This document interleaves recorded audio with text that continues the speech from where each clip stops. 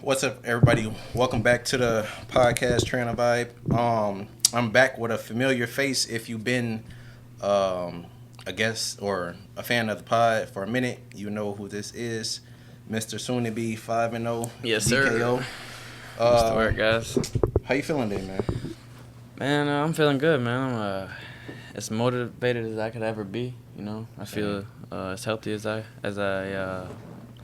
have been in a long time. You know, Right. Way healthier than the last time we spoke. I tell you that. I'm ready to go. I wish I could say the same, man. I ain't gonna disclose what I'm Yeah. battling, but Yeah. I've been getting over some shit. But man, like I was telling you earlier, I wasn't even planning on fighting in a couple of weeks. But man, when you get that call, Man, yeah. it ain't nothing like getting that call, boy, because you don't know when your next opportunity. Facts, comes. especially a title fight, man. You got to jump on that. You know, you got a gotta good pull out all the record. stops. Right, Yeah. right. You got the, Dana White always said, man, it's like how to grow your name the fastest is to fight. You know what I'm saying? Right. So, Stay like, active. fighting. I mean, who am I to talk? Because my pro career's been kind of prolonged. But like with fighting, you want to fight as quick as possible. You know, Right. build off the last win. Like that's like the fastest way to become a star, is staying active. So Right. I mean, Yeah. if a guy wanted to fight and had dreams of fighting, I would just point to how you handled your career so far and say this is the perfect model of how you do it. You know what I mean? Right. Yeah, and then like you said, staying on the momentum. Like even my second fight, no, actually the third fight, this last one, it wasn't too far from the second one, and I'm like, fuck it, let's just Yeah. Right, hell I'm yeah. already still in the mindset. You know what I'm saying? I'm feeling good still. Fuck, let's do it. And then like, it's easier. It's just like, oh shit, it's another day. You know, Right. if you go a while without stepping in the cage, no matter how much you practice, Right. like, I watched this pod yesterday with Corey Sandhagen, and he was saying like it's easy. Bro, he's a fucking wizard. You know, Right. it sucks he's in my weight class. Right. You know what I'm saying? But he was saying like, it's easy to be successful in practice because like there's no performance aspect in there. Right. And I never thought of it that way. I just thought this dude was being an asshole in practice, and he can't fucking turn it on in there. Like Right. but he, instead of simplifying it the way I did, he kind of like broke it down a little bit and said that and was like, yeah, guys in the practice go hard and they're amazing, yeah, but that's because there's no performance. You don't have to perform in practice. You just fucking, you know what I'm saying? There's no crowd, there's no pressure, there's nothing. You just could be you. Right. But in order, like, for like, I mean, we're two undefeated fighters here, so so obviously we can perform. Right. So Right. When you can rise to the occasion. exactly. That's a whole different fucking ball game, bro. Like, You can be amazing on the pads. facts, bro. Or you could just be amazing in practice, bro. I get my ass whooped all the fucking time. Right. Like literally, bro. People like they would never guess how much I get my ass whooped in the room, and it's good though. It's Right. good for you. You know what I'm saying? Like, but one thing I tell you is I'm a motherfucker when it's time to perform. Right. I mean, when you amongst dogs, like don't forget like you say you get beat up on, but you still a dog amongst dogs. Yeah, hell Like, yeah. It's the top dogs, Yeah. and then it's me. Yeah. And it's me. Yeah. And every day I'm getting my ass beat just a little bit less and less and less. You know And what I'm that's saying? the thing, like, I'm not like a fucking punching bag in the room. It's just when somebody looks at me and looks like if they go my typology and look at my record and stuff like that, they would think, okay, he's a hammer in the room. Like if you would guess, you know. Right. I mean, I give my licks too. Right. But it's important to know, like, it's okay to like not have your days in practice and stuff like Right. that. Like, some kid yesterday at MMA stop asked me, I'm not gonna mention his name, but he was like, hey, I had a bad sparring day yesterday. You ever had a bad sparring day? All the fucking Like, time. yeah, like, damn, bro. You think it was kind of flattering, but then it was like, damn, like, you think that I have perfect sparring days all the time? You think I'm this perfect dude? Like, I be nah. fucking drills up still, and I've been doing this for X amount of years yeah, already. So I'll go with a dude that's green, and he ain't throwing punches to where he's supposed to be throwing them from, and it'll crack me once or twice. Cause Right. You don't stuff know what like to that. expect, yeah. So I had to tell him, like, yeah, hell yeah, I have bad practice days. Like, it's actually 50-50, you know? Right. I'm not a practicer. I don't like practice. But it's something I do. I'm a performer, so it's just Right. something that that I had to get over, you know? And some guys, I mean, I'd rather be this side of it, Mm-hmm. the side that we both are on, the Right. performance side, than being the other fucking side. Right. Showing up and not getting touched, and then Right. then I go in the fight And get I'm your ass fucking pieced up. a deer in headlights. I don't Right. know what the fuck to do. Right. You gotta take it, man. You gotta take some type of L's. Like you don't like when yeah, we both undefeated and whatever, but I don't look. I don't watch my fights back just to see me win. Like it's tons of shit that I did wrong that I need to correct. Exactly. And like my last fight, bro, I was back in that bitch in 3 days. I was back in the gym.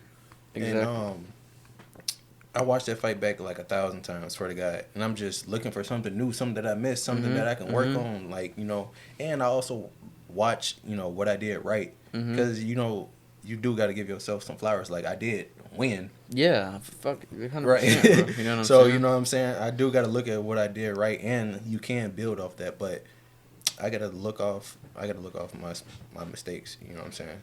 Luckily, I made less mistakes than my opponent, which caused me to win. And then like Izzy Adesanya said one time, like what'd he say? I don't hope and pray. No, I don't close my. He said something in this realm of like, I aim, set, and fire. I don't hope and pray. And like you could take that in a fight, 15-minute fight, or you could turn that into an 8-week camp. Right. Like, don't just fucking train and then hope and pray you're gonna go win. Right. Be a student of the game like yourself. That just means you ain't doing enough in training. Exactly, bro. Right. Like, I mean, you can train hard, but everybody trains hard. Right. You know what I'm saying? You got to have something. There's a performance thing in there, right. And you got to be a student of the game. Some guys dissect, some guys don't dissect. Right. It's just me personally. Fights aren't won just inside the gym. Like, you got to have an X factor about you. You got to have something different about you. Like, me, I'm a fucking dog. Ask Coach Danny our conversation leading up into the last fight. Ask him about the conversation we had on the stool in the second round. Right. I'm like, Coach Danny, I'm a fucking dog. I'm finna dog his ass. Mm-hmm. You felt it? Yeah, felt it. I was off the. If you watch it back, I'm off the stool before him. Yeah, only a dog could feel it, bro. Right. That's why I wore the shorts I wore. What'd you wear? They had dogs on them. Oh, for real? They had wolves on them. Do your thing. Yeah, that's dope. That's dope as hell. So yeah, man. It just, you know, you just gotta embrace that shit. And, you know, you gotta live. Like, if you go speak that shit, you actually gotta put the work in behind it. You know what I'm saying? 100%. Like I be up at 6, 7 in the morning, getting to the gym, running, dip my miles in, hitting the bag, and then I go to the stop at 4. I get more work in, and then while the kids doing their classes, I get a mile in, 2 miles in, go do Muay Thai, and then bro, come Muay Thai class, I be dead fucking tired. Facts. Right. Yeah, and then you.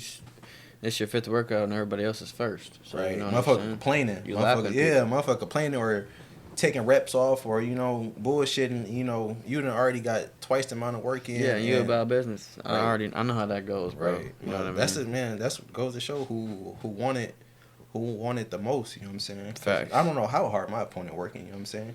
He got the motherfucking belt. I'm trying to get what he got. Right. So I gotta outwork him by all means and every day. Thing, like, me, myself, and my individual situation, I'm not just fighting for me. Like, right. You know what I mean? I'm fighting for my dad, who's been preaching up and down I was gonna be the best in the world since I was 10 years old. Right. My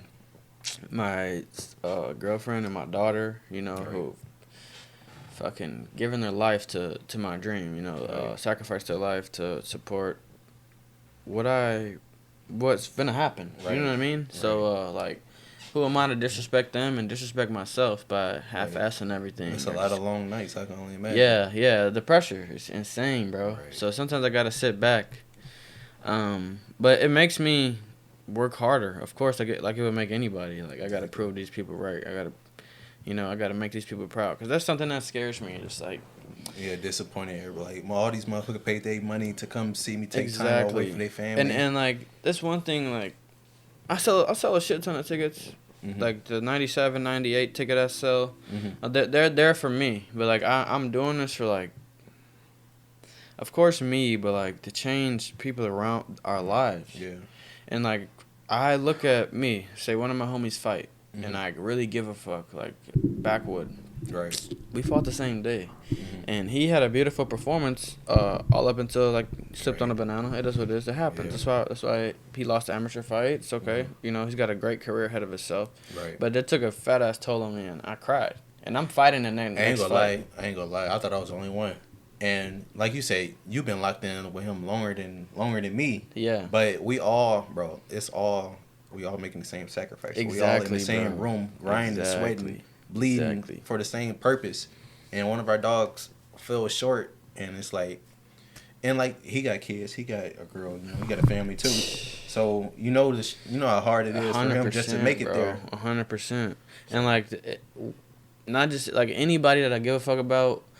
Like, I'd rather me fight, because if they don't fight, I'm not going to handle it well. And I don't want me to be fighting and one of my homies to feel how I felt. Right. You know what I mean? So, like, and we ain't going to feel that. Like, Hell fuck that. You know what I mean? Right. Like, fuck them feelings. Like, fuck them doubts. Fuck all of that. Fuck losing. Fuck losing is not an option, bro. Right. That shouldn't even. Not 2024. Losing is not an option. Hell no. Anybody who fuck with me who hearing this, 2024 losing is not an option. Tolerance is not an option. Laziness, procrastination this year is not an option. None of this is an option. Hell no. It's time to change our lives, man. You too, Trey. Hell yeah. And I know you're not a procrastinator. You do this shit. You do shoots. You do podcasts. You do all of this. You cut hair. Right. And you still make time in the gym. And you whoop ass. And your record has definitely reflected that. So shout out to you, too. Appreciate you. Because this shit is not for the weak, bro. I've been doing this my whole life. Hell yeah. And fighting is hard. I love it. This shit's not fun. If you told me I couldn't fight tomorrow, I'm gonna be devastated and do everything I can to fight. Right. But it's a love and a hate thing. Yeah. But doctor's telling me why you want to do this, Yeah. Okay, this is messed up. Why are you still trying to do this? I'm like, you just don't understand. Like it's in me now. Yeah, and I mean, and we're talking about the dark side of fighting, but I mean, there's definitely a light to the shit too. That's why we do it. Right. The feeling we get when we win. There gotta be some glory, You know, the support we get. Feeling the motherfuckers, bro. Honestly, like feeling somebody's head across your knuckles. You know what I mean? Right. I ain't trying to sound but like dead ass like. It's just some shit you gotta experience to know. There's a great thing about fighting, bro. Right. Great thing. It's a lot of great things. When you see a motherfucker hit the ground. Or like you said, you just go in there and you just break. Bro, this is like the. Basketball's cool, NFL's cool, but this shit should be the most popular sport in the world because you're going in there as you and you against him and him. There's no excuses. There's nobody nothing to save you. Yeah, and if I feel you break and I break you, what are you gonna say? Like that's the best feeling ever. Like There's I've nothing done else it. you can say after that, bro. Or just being like, I stand there like this with my hands up and boom, boom, boom. He'll throw a 3-punch. Say, for instance, my opponent throw a 3-punch combo, and I feel the wind of it, and it ain't as strong as I pictured in my dreams or when I was scared 3 weeks ago. I love that feeling. I'm like, oh yeah, I'm walking through everything. Exactly. I'm like, oh, come here. Right, it's over with. That's a great feeling, and that's when you win, leaving the cage and seeing everybody's faces and, bro, like seeing people's faces, like when and people can't lie when there's joy in their face and like all that adrenaline going through. Motherfuckers coming out the crowd to yes, shake, bro, to shake your bro, hand. Winning a fight, bro. I won my first fight when I was 18, and that feeling, bro, that's instant, bro. That's what we chase. You know what I mean? Right. That money and glory. Right. That's what I'm doing this shit for. Legacy, money, change my family's life and to be number one in the world. You know what I mean? Yeah. So you're like, I remember one of my coaches. He was telling me about the championship he's won as a player and whatever, and he was telling me like when you're doing something for a bigger purpose other than yourself, like your ups are going to be greater than like the wins that you had when you were just doing it for yourself. Facts. Like for selfish reasons. Like when you got a bigger purpose other than yourself, like you train harder, you go harder. 100%. You put more of your feeling into it because you got people who's counting on you. I know like Conor McGregor, he said something similar to like that, like if I half-ass shit and I got all these people who counting on me to win, to perform, to do X, Y, and Z, like who am I to go in there and bullshit training half-ass? He got a whole country behind him. Exactly. And that's a whole nother level that I'm trying to get to, you know what I'm saying? Yeah, 100%, bro. And the thing is, like, people will hear me on this pod and say, oh, you talking your shit, DKO, but look at your last fight. Like, you got tired and stuff like that. But honestly, what I'm saying, I would credit myself more because I'm not the type of motherfucker to make an excuse if I lost the fight, but I won the fight, so I'm going to make my fucking excuse. You know what I mean? Like, I won so I can tell people what was going on. Like, I a real bad MCL sprain in my left knee. I didn't train at all for the fight, bro. Right. You know what I'm saying? But like APFC called me like, hey, we got fucking John the GOAT's gonna be there. John Jones gonna be there. Right. Bilal's gonna be there. Like all these other UFC guys are gonna be there. This is the biggest card of the year. I had just what I just say, just become a star. You got to keep fighting, right? So I had just fought the month prior, but this opportunity was something I couldn't pass up. And I'm like, this is gonna be my biggest fight of my career to this point.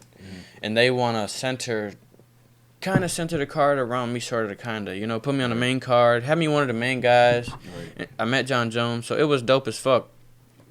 Everything about the experience was dope as fuck except for the fight, you know, which is okay because I won, so it's fine. But they still saw you perform and win. Yeah.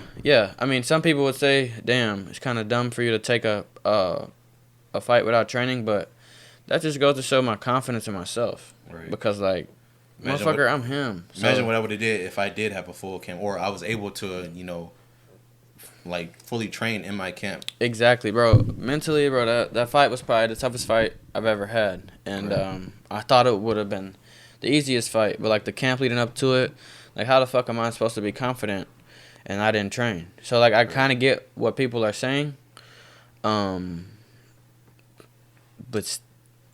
it was just a fight. It was something that I felt that I had to do. I went and did it. We conquered it, and it's over. How I fixed that in my head is the next fight after that, I make a statement and remind everybody who I am. Exactly. I mean, nobody really forgot, but it's time for me to still. It's time for some motherfuckers to remember. Right. You know what I'm saying? So, this fight's going to be the best me. I promised my family already. I promised all my people already. All my supporters that I'm not cutting no corners this one. I didn't cut no corners last one. It's just I couldn't. Right. You know, I honestly couldn't have trained. But the matchup, I loved the matchup. I knew I was better than him. I knew that I was better everywhere. So I went and I got the job done. I got to 4-0. Right. So I put myself in position to take this fight and for me to possibly on a contender series after this fight or be in the UFC this year. So there's no going back. There's no regret behind anything I've done. Till this point, my career, not one. Right. Even fights. Bro, I took a fight in fucking Florida. And during the middle of the pandemic, once again, this goes where I'm so confident in myself. I think that I could get in there and make stuff happen sometime. And I took the fight, and I only trained for a week and a half, and I went to Florida, and he whooped my ass. And I regretted that shit because, like, I was like, damn, bro, your name was just at its peak. You're in the middle of the pandemic. You've been partying all summer. What are you doing? But I looked back on that fight, bro, I don't regret anything because it changed my outlook on how. Right, I was going to ask you, what did you learn from that? Bro, I learned a shit ton. Bro, I learned more in that because the fight before that was the biggest fight that far in my career. I beat a tough guy named Ronnie Hauser. He was like 26 years old. Great wrestler. He had good striking, good kicks, good everything. And big ass legs. Yeah, he didn't even touch me. He didn't touch me, bro. He didn't touch me. So, I thought that I could be that same person without, you know what I'm saying? Right. But I definitely learned a lot. I mean, I learned that you just can't go in there and fights aren't won in the cage, for one. Right. I learned that kind of what Sandhagen learned during the Aljo fight. I went in there to spar. Like, I don't know. I just thought I knew that I was better than him technically, so I'm like, I'm going to turn this into a technical fight. He's going to be technical. I'm going to jab him. He ain't going to be able to jab me. I'm going to be on the outside. And he came and his intensity was just through the fucking roof. And mine was not. Like, I was, like, not in a place to where, like, I wasn't in, like, let's kill a motherfucker mood. The mood that I'm usually in. He was. I felt it off the first leg kick. And mentally, it just went down the drain from there. Because I knew that he wanted that win more than I did. I don't know why. But I just knew that he did. He's like, bro, I trained so... After the fight, I was talking to him. He's like, bro, I trained so hard for you. And in my head, I'm like, see, Detroit, you just disrespected yourself once again. Did you feel like you let him down, too, in some way? Like, not... Well, I wouldn't Absolutely. say... Yeah. I feel like I'm better than what he expected me to... I feel like he thought I was going to be better, which I am. Right. You know? And that was 3 years ago. And I took that as a learning lesson. That was my last loss. It ain't gonna happen no more. You know what I'm saying? Right. Well, we don't know what's gonna happen in fights. So I can't say that was my last loss, but that was my last time Darius is my last time being unprepared. The That's what I'm last fight saying. ever. That's the last time I made that mistake, or that's going to be the last time I ever make that mistake. Yeah, I made the mistake in Florida, but then I made it again last year. But I don't regret the one I made last year. Like, honest to God, I don't. I think that I made the right decision. It was a shitty performance, but I won. I got the job done. If I would have lost, we'd having a whole different conversation. But that's why you win. I mean, shit. It's, to avoid those conversations. It's people looking like Volk. I mean, shit. He made that decision to take that last minute fight, and he's a champion. Yeah, exactly. People ridiculing him like, you're a champion. Why would you do that? Why would you put your legacy at risk like that? And bro, he's a fucking champion. And we fight for the upside of things. We don't fight thinking I'm about to lose. You know, who the fuck goes into a fight thinking they finna lose? Right, he's fighting because he thinks he's about to go knock Islam out and be the double champ on 2 weeks' notice and become the GOAT. Right, the fucking upside is it's way more of an upside than not taking the fight. And I don't want to sound like you got to roll the dice. I mean, he exactly, and it's like the downside of it is what, like, okay, you lost, but they paid you $2 million. Your fam's fine. Like what? Either like way, you're doing this for legacy. Yeah, at this point. It's not like one of those fights to where you won a contender series, you don't got no money in the bank, and if you lose this fight, you back to the regional scene. Right. It's a fight. You either, you're already in place, so why not try to amplify that? You already set. You're one of the GOATs at your weight class. Why not jump up one and they throwing you the extra bank? There's nothing wrong with that. You know what I mean? And you got bragging rights to say, I'm a bad motherfucker. I'll fight. Anybody on whatever day's notice. And it's going to be tough. I mean, I wish it would have been a tougher fight, or but. And that's the thing about me though. It's like my last fight. I'm sitting here talking like it was this horrible performance. It wasn't even a horrible performance. I out-grappled the grappler. I just lost a round. That's honestly the truth, bro. Like that shit pissed me off. Yeah, but losing rounds, I'm so tough on myself. Like I know that fight, the real me, it would have been flawless. Like this next one's gonna be in 8 weeks here. But yeah, that's just how it is, bro. Like we just talking like nah. I out-grappled the grappler for 2 rounds. It wasn't the most exciting fight like I want to be. Yeah, I just disappointed myself a little bit, but it's okay. I still won. We partied afterwards. Right. We had a good summer. We had a great summer. I spent a lot of time with my family. I let my knee heal up. I spent some time out of the gym. Now I'm back in the gym, hungry, motivated, ready to go, ready to be the best DKO. So that's what I'm gonna be. I promise. Right. I know Coach Danny after the first round, he was saying, it was close, but I might have lost that round. For your fight? Yeah, first round. Looking back, I'm like, oh, but did you win it? I think I won it. Yeah. He just telling you that to keep your foot on the gas, maybe. But yeah, that did piss me off. I don't know what the fuck you mean. Like, I don't want to lose a round at all. Yeah. Like, I don't even want to win the fight. Fucking split decision. No, facts. So, bro, I've never. That split decision shit is not for me. I've never won one. Like, I've lost every time. Cool. That's the fucking Bilal curse. Yeah. You funny as hell. Oh, yeah. Man, Bilal, if you watch this, G, don't get on my ass. But, I mean, hey, you did lose them bitches, so I don't know what to tell you. Yeah. But, yeah, that did light a fire under me going into the second. You see what happened. Dropped his ass. One of my go-to punches. And, what was it? The left hook? Yeah, left hook. Is that lead for you? Yes. Or okay, yes, bet the check. Okay. So I almost said something. I'll tell you after. Yeah. So yeah. And it's crazy because like, I didn't have no film on him, so I didn't know. I knew he was gonna be taller and longer than me. And he got to deal with what you had. Right. You know what I'm saying? So I mean, I don't know. People, I think. How do you feel about this? About watching film on your opponent, being worried about watching film. Because I remember I was watching the Contender series, and it was somebody on. Actually, it was the Ultimate Fighter. It was someone on Michael Chandler's team. And he was bugging them about when we're gonna watch film. Brad Katona. Yeah. Yeah. And how do you feel about doing that versus just worried about what I'm gonna do? Yeah, what the fuck I'm gonna do? See, I'm all the way on that side. I'm all the way on the you gotta deal with me side. Right. But naturally, I got an opponent. His name is Jay Miley. He's 10-7. Real good. 17 pro fights. I have 4. So this is a great, opportunity for me, and I'm excited. It just gets me up, ready to go. Right. And what I do about my opponents is I watch. See, fighting, everything in life is a tree. You know, Right. so the tree is his main moves, his main movements, his main things he likes to do. Right. I watch the fights, identify the tree, and let the branches grow on their motherfucking own. Right. It is what it is. You know, I was watching my opponent, and I was basically doing the same thing. Okay, he's doing this a lot. He's doing this a lot. He's heavy here. You know, he likes to throw this punch, and I know what the fuck I like to do when they do X, Y, and Z. Right. And I know what I'm good at, so I'm going to set up this, and that to make him do this, and that. Exactly. Right. Yeah. See, nothing wrong with that at all. Nothing wrong with that at all. I just know the type of person I am. I'm the biggest MMA fan in the world, like legit, you know. So if I see a guy and I see he's doing something well, I don't wanna fucking fall in love with what he's doing or worry about what he's doing, because I know I'm a motherfucker too, and I know he's watching what I do well. So why don't I just go ahead and worry about that? I'm a gamer, man. I'm a gamer. Me too. Performers, man. Like, okay, a motherfucker got good hands. Okay, we finna see how good they really are.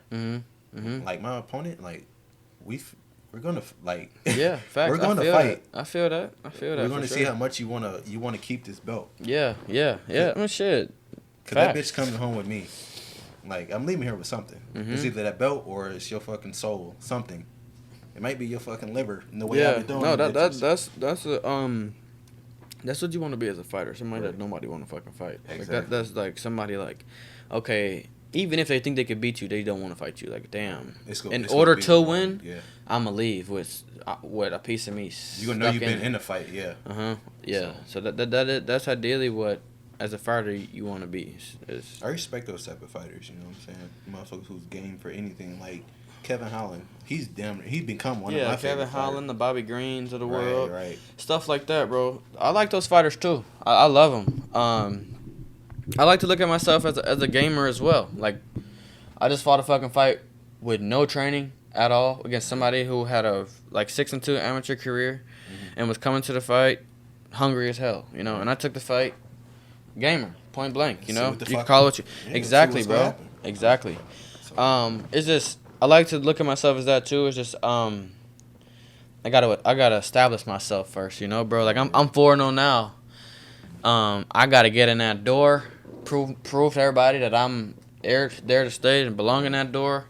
Not even belong in that door, that I need to go open another door. And then call me 3 weeks. I'm down to fight him, you know. Right. Compensate me. Let me get there. I'm here. Compensate me, you know. It's just we haven't seen it. I mean, we've seen the last fight, but we haven't seen a lot of it before that because I'm not established yet. You know, so every fight is a major fucking risk. Literally. It's a chess move from here until I get to where Right. So if I take a dumbass fight and sip on a banana pill, which I'm not gonna do and I won't lose, but it's like sip on a banana pill and then all of a sudden went and now it's won. But like you were saying, like then that comes you gotta have people you gotta have the right people around you because you know yourself, you know, like I said, we're fucking gamers, you know. I'll fight the motherfucker right now if he wanted to, but you gotta have people around you to protect you from yourself and to help you make the right decisions to help you get to where you're gonna be. You know what I'm saying? Because you can't do everything dangerously. You know what I'm saying? Facts. You gotta be strategic. Yeah, eventually it's gonna catch up to you. Somehow, some way, yeah, it's gonna catch up to you. Like the fucking Detroit Lions coach. I ain't trying to bring that up, but dead ass. Shit, I don't give a fuck. No, I know. I just didn't want to get away from MMA, but dead ass. Like, you go for it on 4th and down. Right. I mean, but you live by the sword, you die by the sword, I guess. But yeah, I mean, shit. I don't know. Like, obviously, we weren't on the sidelines, so we don't know what the assistant coaches said. You know, yeah, and it got him this far. So I mean, imagine if he didn't go for it, you know, and the dude missed the field goal or some shit. Now you're like, I got away from what I've been doing all motherfucking year, and we lost. Right, you got overzealous. You know what I'm saying? So now he could sleep, knowing his ass made a dumbass decision, but it was a decision that you had to make. That's law. You've been doing this the whole year. You got to stay doing what you're doing. We're in the NFC Championship game. I've been going for it all motherfucking year. It's been working some, working not, but we all the way here now. Just Let's like you go. said, once you get there, once you get to where you're going to be, they were just trying to get to the playoffs. Yeah. And then, okay, we got there. And the next step is the Super Bowl. And this shit is going to get harder and harder. It's certain stuff that you can't do. It's certain, like, risks you can't take. That's a fact too. 100%. That's true. And he just didn't know which one of those risks to eliminate. That's the thing. Like you said, it came back to bite him. But he made it. He made it at the end of the day. He's man enough to own up to it. You know what I'm saying? And Facts. the beauty of it is he still got his job. He still got his team. Hopefully, he still got his core. And they still bought in with that dude, man. I mean, and his people still behind him. like right, he's got that whole locker room over there. So Right. they don't. I mean, they got the NFC Championship when they weren't supposed to. They're gonna Right. be a scary team. Right. And his coaching tactic is his coaching tactic. They all bought in and shit. I bet you they riding with him. If you ask somebody what's the right decision in the locker room, knowing that it wasn't, I bet you they Right. say yeah. Hell Yeah. So I bet he asked. You ever seen that clip of Hardball asking Lamar if he want to go for it? And Lamar, was yeah, like, Lamar, hell yeah. He's like, hey, we get this right here. We going for it and winning this game right now. Lamar like, let's go. I Right. seen that. That was dope. And that's the way to write your own story. You know what I'm saying? Mm-hmm. Mm-hmm. So, and they say the NFL is already scripted. So, Well, hey, I'm a gambling man. I've been feeling that like that all year. right. So, I was talking to one of the fighters, James. I was talking to him. FGP. Hey, Okay, Mr. James Savage Robinson. himself. Shout out James, yes sir. And he also fighting on the same card too, right? Mm-hmm. Yep. Yes sir. And hell of a fighter. Let me just put that out there. Mm-hmm. And he was telling me a story, and I want to ask you, where was your favorite place to fight? And let me see if it is it. It's if it adds Oklahoma. up. Right. It's right, definitely XFC because I felt like nothing against APFC because I love y'all, man. I love y'all. Y'all go over, under, and beyond for all fighters, not just me. More than XFC did. Like y'all treat me 10 times better than XFC. It seems like ever they did. running things really well. They are. For when they got established to how many cards they have now. It seems like it's getting better and better. Bro, they're the show in Midwest. Right. Ain't nobody fucking with them right now. Like, they made a post the other day, like, hey, who wants to fight? Right. And fucking, I made my little comment. I was like, damn, that's 200 other motherfuckers that want to fight. Like, Right. I better say yeah to whoever they come with. Right. You know what I'm saying? Because it's Like guys. they'll keep coming, yeah. Yeah. A list of that many. And their everybody hungry to Instagram get on that following's bitch. growing, bro. Everything they got that part down packed. I mean, they got everything down packed, bro. Like they got the commentary down packed. They got the venues down packed. Everything. But as far as where my favorite place to fight was, it was XFC. Because of the venue, bro. It was like it felt like a mini ass UFC, and they brung us there. What added the cake on top is they brung me and James there to lose.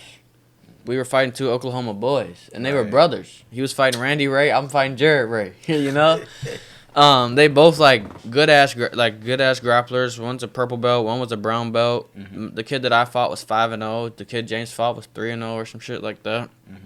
James fights first. Bro, and we show up, like, they give us XFC T-shirts, everything. It literally feels like UFC. I felt amazing, bro. I felt fucking fantastic. We got a shuttle to, like, weigh-ins and shit. It was the best. Right. And James goes out there. He's fighting Randy Ray. Bam, hit him with the right hand. Knocks him out cold.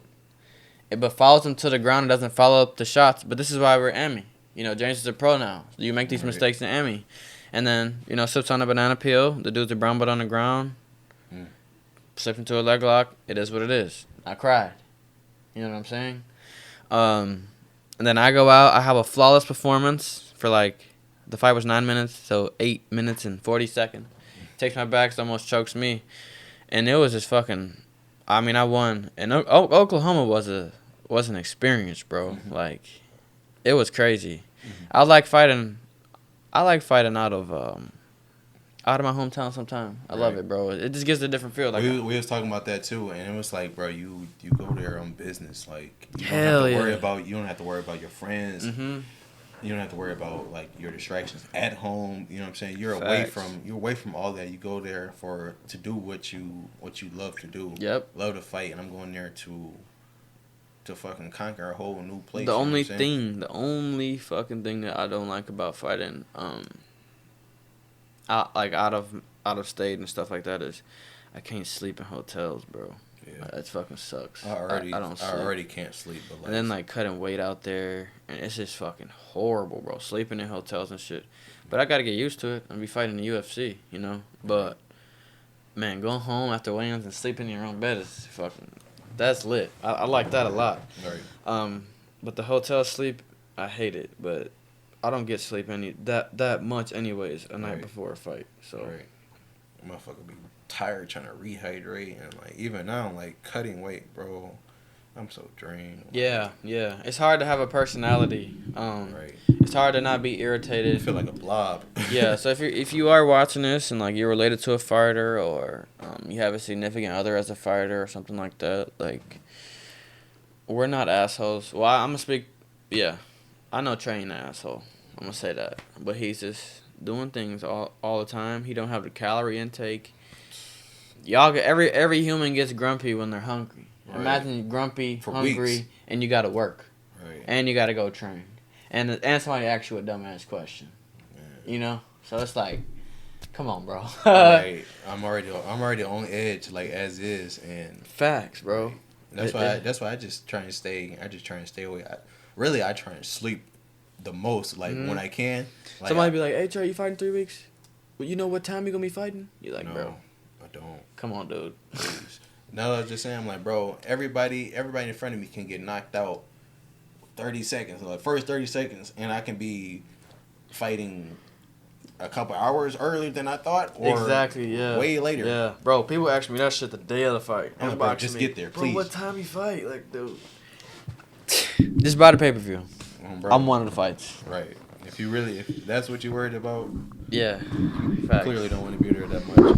But I mean, on a positive note, this year is definitely going to be a big year for both of us, for MMA Stop, for Patch, for our supporters, for everything, because no corners cut, no procrastination, like I said. I'm actually like excited to see the best me in the middle of my prime, at 24 years old, about to turn 25 years old. I've been doing this for 16 years. I'm excited to see the final product of all of this, bro. And you can't see it if you cut corners and you procrastinate and you eat that Reese's cup that's right there. No, you ain't supposed to eat it, you know? So I ain't doing none of that shit. I'm ready to go. I'm ready to change my life, man.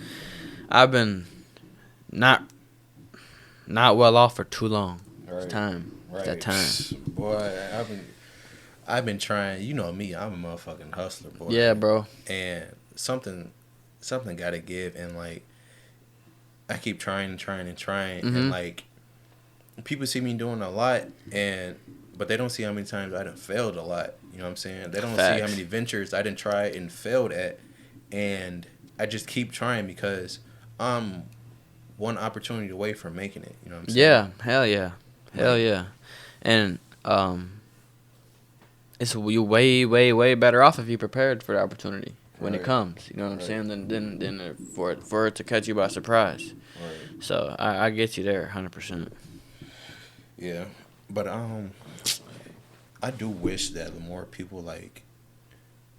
I wish that our gym had a bigger recognition than it does, just because of the knowledge that Danny has and the quality of fighters that we do produce. Yeah. Like, we haven't lost often since I've been there. Yeah, last year we lost a fight. Yeah, I think just one. Yeah, not that you say that. You ain't lying. Just one. Right. And that's a fight that, in my eyes, we won. So. Right. I mean, you knock a kid out, knock him on his ass 5 times, and you tired from whipping his ass. Right. So it's like, we left the octagon tired. Right. He left with a headache, 2 black eyes, fucked up face, and tired. Right. But he did leave a winner. But the thing is, he had to pay a major price for that. And I mean, good for JJ. He's a good kid. Him, yeah, facts. So, but yeah. What was the question that I had? I had one question that I really wanted to ask you. Oh, when you were talking about, you say you're 16 years into it. So, obviously, this would be my 3rd. Low key. Fly. Didn't it fly? Man, bro. I remember being in a fucking bullpen when I was 9 years old wrestling. Asking kids, how many years you been wrestling? And if a kid told me 3, I'm shitting my pants. Right. Like, holy shit. You gotta be good. Yeah, 3 years. It's a long time. Which Right. it is. It's It a is. while to put in work. Right. But when you're an adult, it just goes faster than when you're a kid. Because when you're a got kid, other you go shit to from think about. yeah, and you go from 9 to 12. So many drastic things happen from 9 to 12. You grew 5 inches, so it's like, damn, that was a while ago when I was 9. Right. But motherfucker, I'm 24 now. When I was 21, it was not a while ago. You know, Right. but it was at the same time. Exactly. It's a lot of time It to was a put in work. Way different me. type Exactly. shit, you know? So it's like before the pod started, you're like, man, bro. I think you said, man, bro. I'm like, when you fight, you're like in 3 weeks, but that shit gonna be tomorrow. That's how it is, bro. Right. Like, you're gonna have a shit ton of sessions, and then you're gonna blink and you're gonna be in the fucking cage. Like, it's gonna fly there. Right. And like, man, I hate this about fighting is my life has been flying because I'm a fighter. Exactly. Like, I don't have time to sit back and think about what I've done. Right. You gotta think even if I'm the UFC champ, everybody's asking me when my next fight is. Right. What are you doing next? So you always gotta look. What are we in, January? You gotta look. February. Right. You gotta look forward to February 17th. I don't have nothing going on in my life until April 7th. I don't even know, bro. In my what the eyes, fuck's gonna happen. yeah, I'm ready to die in that motherfucker on April 7th. It's not gonna happen, because I'm a flawless, savage ass motherfucker. He ain't gonna touch him. I'm gonna whoop his ass. But I'm prepared for it. I'm Exactly, going to be bro. prepared Don't ask for me. it. Exactly. And April 7th is gonna come like this and be gone, and all of a sudden I'm gonna be 25 in 1 month. And I'm gonna be 5-0, but that Right. shit just happened fast. Right. Because I'm training, looking forward to the next thing. And then when I'm 5-0, they're gonna ask me when I'm 6-0. Right. So it's like, next thing you know, I'm There's 27 years. There's always something to look forward to. You know what I'm 100%, bro. 100%. And fighters, man. Like, probably NBA, like, people who play basketball, it's like a cycle. You're going through a washing machine, kind of. It's like the same thing. And then, like, LeBron's like, damn, I'm 40? I've been in the league since I was 18. That shit flew. So it probably goes for everybody. Mm-hmm. It's just, man, I'm always thinking about what's next and never what have I done. I mean, sometimes I sit back and be like, damn, you've had a dope-ass career so far. Like, you've done a lot. You've been fighting since you were 18. It's like you've had a lot of cool performances. You got a nice little highlight reel if you put one together. So it's cool. But it's more to be done. It's more I can add to it. You know Yeah, and that's just the thought process of an MMA fighter. Like, guys I'm gonna win this next fight, win another one. Long story short, I'm gonna be in the UFC this year, make my UFC debut this year, and win. Right. And everyone's gonna be like, "Oh shit, hey DKO, let's take a picture. Oh shit, DKO, you the man. Hey, you got to the UFC, dope, high five." Right. But I'm gonna be the person in the UFC. My life is gonna get real hard. Right. There's no more hanging out as much as we did. There's no more partying as much as we did. Like you said, you got to be prepared for these opportunities, bro. And the UFC can change sorry. Yeah, you got to be prepared. The UFC can change your life. Bro, there's guys who've like literally made 20, 30 million in the UFC. Right. Or guys that are Dana White just did a podcast last Jim week. Miller. Yeah. So see, we like-minded Right. because he was like, that motherfucker was not even a champ. He's made $8 million here. Right. So it's like, who am I to, like, you know what I'm saying? Like, Right. nah, I'm not gonna celebrate getting to the fucking UFC. I mean, it's not a big deal. It's a huge deal. It's what I've been working for my whole life. Right, but what am I gonna stop and just pat myself on the back? Yeah, like get in there. I ain't finna be able to retire. Right. You know what I'm saying? Like, get in there. I ain't gonna retire off just one fight. hell just no, making it. or Yeah. 3 or 4. Right. So and then sometimes it's easy to get overwhelmed with that. You're like, damn. Okay, this motherfucker got $1 million over here. What do I have to do and go through to get the $1 million? I gotta fight, do this, fight this killer, blah blah. And you think about it, you like, what the fuck? Right. It's easy to like be intimidated and be like, I'm gonna go fucking get a regular job. You know what I'm saying? Right. But like, fuck that. If you dissect it and just do one at a time, you blink, and you're gonna be from 21 years old, pro debut, to 24-year-old, 4-0. Right. So. Yeah, I was thinking about that, and I'm like, damn, because I just turned 26 in October, and like I said, this is gonna be my 3rd year. You in your prime, man, and Right. you got a longer. Don't mean to cut you off, bro, but you got a longer. You're gonna have a longer career than me, 100%. You're gonna fight. Maybe not. If you want to, Right. you can fight longer than me because you're at a weight class 185. The last thing to go is you're at 185, right? Yeah. The last thing to go is power. Right. You know what I'm saying? So I'm 135. if the first thing to go is my speed, I was gonna say you gotta have speed. Yeah, I'm fucked. Agility. Yeah, motherfuckers is fast. exactly, bro. Right. So like 205ers, like Tom Aspinall's Niggas 32. ain't finna grapple the whole fight, bro. 100%, and like Tom Aspinall's 30 in his like mid 30s, and people look at him like he's here. Exactly, and people look at him like he's my age, like he's 25. Right. He's like still a prospect kind of, but he's the champ because he can fight till he's fucking 42. Right. You gotta hold the other decade left. All you gotta stand up and throw them bitches. So I'm gonna let you continue, but I was just gonna say like, bro, you a baby in this shit. You got a major head start. Man, if you just keep going, bro, money's gonna be made. Yeah, and that's why I go so hard, because the way I think about it is like, there's so many people, and there's so many people that I train with that's been doing it longer than me and who's better than me, and it's like, how am I gonna catch up to them? And the only way to do it is just put more hours in, put the work into the hours. That's why, like, I was talking to James before I came here, because, you know, we just, like, you saw me there training. Yeah, we left the gym. So I was telling him, I'm like, man, like, there's time, like, there's a gap, and I gotta catch up, and the only way to catch up is to fucking put the work in, and like, yeah, people don't see me running. James in is the like morning. that too. Yeah, he did have to catch up too. Yeah, people don't see me running in the morning, 6-7 in the morning. They don't see me out on Larkin running. They don't see me at 4 when the gym just opens. Like, I'm there, like, on Mondays. That's when I usually go. Like, for sure, I'm going to be there early. So people don't see me there before whoever's working that day opens the gym. I'm waiting on them. Yeah. I'm waiting to get my work in. You know what I'm saying? Coach Danny isn't telling me to, you know, make sure you get your work in and get your extra work in. You know what I'm saying? I'm there on my own doing that. And then I'm going hard during class. You know what I'm saying? And then I may do some little extra after. So that's a lot of time being put into the sport, into the grind, just to get better. And I think that's why I seen a big growth from my first fight, looking like an amateur, to where I am now, looking like a Muay Thai practitioner. You know what I'm saying? Looking like I'm putting shit together, looking like I'm ready to fight for the belt. And that's the thing, bro, is that fast. And I was really impressed with your last performance, because I know Henry personally. I've known him for a minute, and I seen him fight when I was 18 years old. I seen him fight MMA, and he really, really, really impressed me when I seen. Like, I have an eye for talent. He really impressed me when I seen him. His combination, his strike selection, and stuff like that.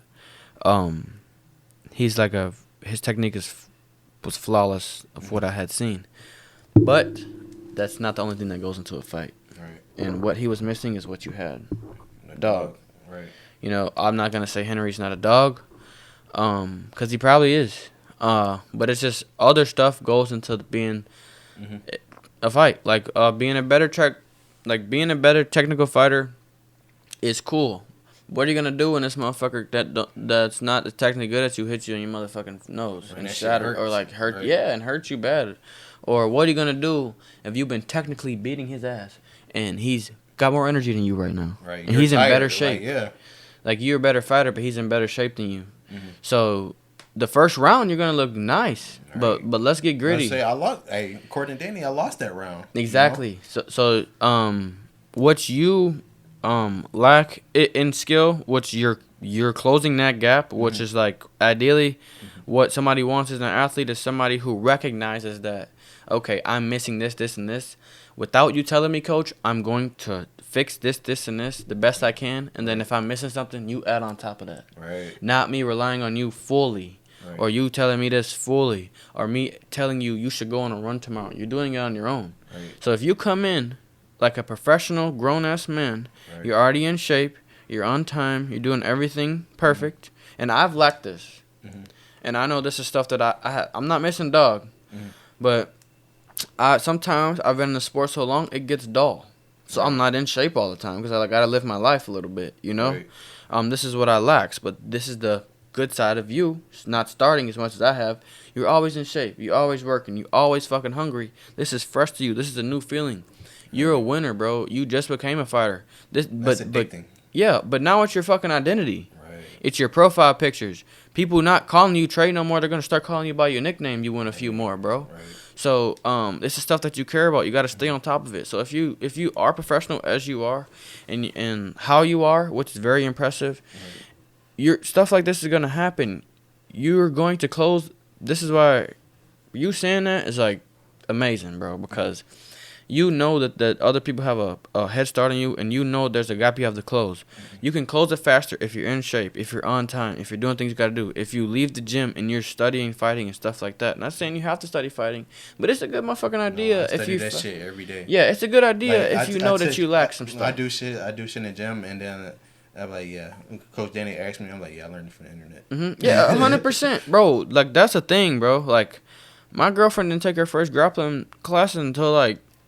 I made her watch MMA for 3 years. Right. But just because she never wanted to. But then she's watching it so much, she's like, oh, those girls are cold as hell. Let me go take this grappling class. She jumps in grappling class, and she's doing submissions because she's been watching him. Mm-hmm. But she's never grappled in her life. That's why, like, being a student of the game and, like, being around the sport and stuff is very, very, very, very, very, very important. Why do you think these NBA guys, their sons are in the NBA too? You know what I'm saying? They watch greatness for X amount of years. Yeah, like Klay Thompson was talking, like, bro, I was on the court with Kobe. My dad worked for the Lakers. I was on the court next to Kobe. Stuff like that. Bro, he became one of the best shooters ever. You know, that's just how it is, bro. You got to be a student of the game. Mm-hmm. But back to your performance against Henry. He's a good kid. Very, very, very good technical. But you were in shape. You wanted to win. You showed up every day on time. You hit harder than him. You were just more of an athlete. That's stuff that goes into fighting more than being the technician. And you know that, but you know that you need the technique too. Exactly. So for you to beat a kid like that who did have, I was nervous for the fight, honestly. I was nervous for the fight. Yeah, I know. But I wasn't going to say, hey, Trey, I put you to the side and be like, I know this dude. He's really good. Be careful for this, and this, because I ain't the type of person. Mm-hmm. I used to do that back in the day when I was 8 years old. My homie Raekwon, like, hey, you wrestling a state champ. He'd go out there and get pinned and not give himself a chance because it's a state champ. You know what I'm saying? So, yeah, I made it a fact not to tell you. I was just like, yeah, I know him. He's good. Just go do what you do. And you did. Right. When you won, I was happy as hell. And then when I seen the fight, I was more impressed than I was when I found out that you won. Mm-hmm. You know, because I knew, in my opinion, who asked me about the fight? Somebody asked me about the fight. And I knew that it was, in my opinion, I thought it was going to be a hurdle for you. I thought that he had the length to keep you away, and I thought it'd be trouble for you to close the distance. Mm-hmm. But I knew that as well. Exactly. And that's what we worked on, you know? Yeah. So. And we always got the coaching advantage, no matter what. And, we have guys, not just Danny. Danny's probably like best coach in the world, you know. Right. But if you got guys not like me, very, very, very IQ through the roof, knows about fighting, knows politics around fighting, knows stuff how guys are, been around it forever. And he's got other guys that are under him that are helpful, that are very knowledgeable. It's like a whole big ass team. Right. And you were like, we don't get the attention that we deserve. Right. Sometimes that's fine. You know, but you know how you get to the attention that you deserve is one of y'all got to break through that motherfucking door, and I'm the one. Right. You know, so when I break through that door, and I make my UFC debut this year, and I win, MMA style fitness, it's not just gonna be MMA style fitness. You know what I'm saying? Right. It's a whole different ball game. I got different guys from the UFC coming in to train with me. Right. I got other guys asking me about this and that. Or guys on Twitter, hey, we heard your coach's advice in the second round. That motherfucker's a genius. Right. Let me fly out there. Right. Stuff like that. So in order to get that motherfucking recognition, we just need somebody to break down that motherfucking door. I'm it.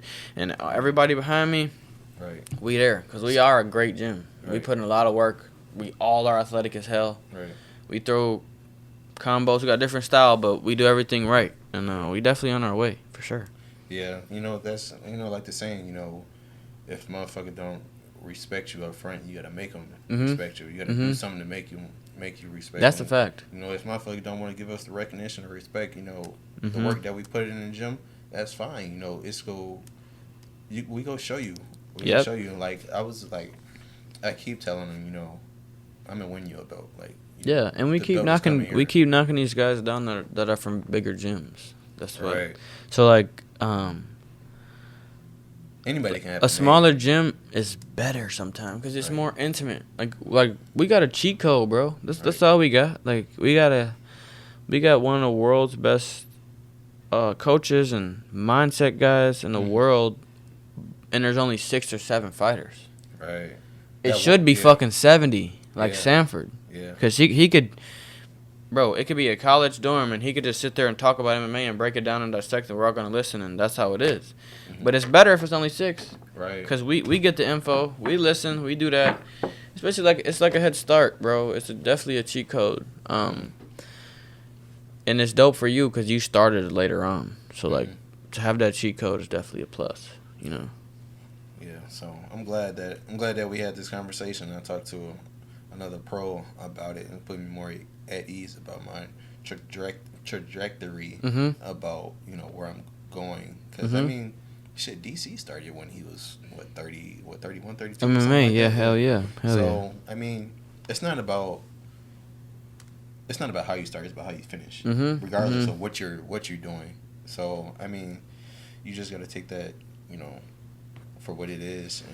And yeah, as complicated as this game is, if you simplify it, it can be simplified. Like, get you a nice combination you like. Practice it 1,000,000 fucking times. Lead your combinations with jabs, and your combinations with kicks when they're necessary. Have a nice sprawl. Right. Have a go-to takedown. Have a proper exit. Yes, have a fucking proper exit at the end of all your combinations. No jiu-jitsu, basic jiu-jitsu, when you decide that that's your time. Right. Have a go-to takedown and be in shape. You're fine. You can be a very, very, very high-level MMA fighter, and you can make a lot of money. Right. My last fight, I didn't do anything spectacular. I just did. Like, Coach Danny always teaches, like, you know, you see these people on YouTube, Instagram, all these long combinations. It look cool, but it's literally just a bunch of 1-2s put together, a bunch of, you know. And we aren't saying that the shit's easy, because it's very, very hard. Like, I'm not saying go practice, go learn a 1-2 and then fucking get in the cage, because it's not what I'm saying. Right. I'm saying it's like, go learn the 1-2. And don't just off that. Yes, make that your tree. And even if it ain't a 1-2, know your body type. If I'm 5'8", and I fight at 155 with short arms, go watch a guy that's 5'8", with 155 with short arms. Like, and then learn what he does. Don't take his style. Right. Take what you like from that. Somebody got the keys. Exactly. Be a student of the game, and don't over break shit down, and you're fine. Even if you do, you might be fine. That's just not me, you know. Bro, I know it's a lot of fighters that got a lot of shit to say. Nobody just ain't nobody listening, you know. Right. So I could get some UFC guys in this motherfucker. To be honest. Please do. I got you, bro. I know I'm gonna try and get Atkins. I just sparred with him. Brian. Yeah, he gave me a lot of encouraging, positive feedback, and I want to spar. It's somebody else I've been talking to too. I can't even think of the name, but you know, it just goes to show too, like, you don't know who's watching you, because like I said, that was my first time sparring him, and I seen him, the first time I seen him in person was when I went to your fight at the APFC, because they had fighters fighting.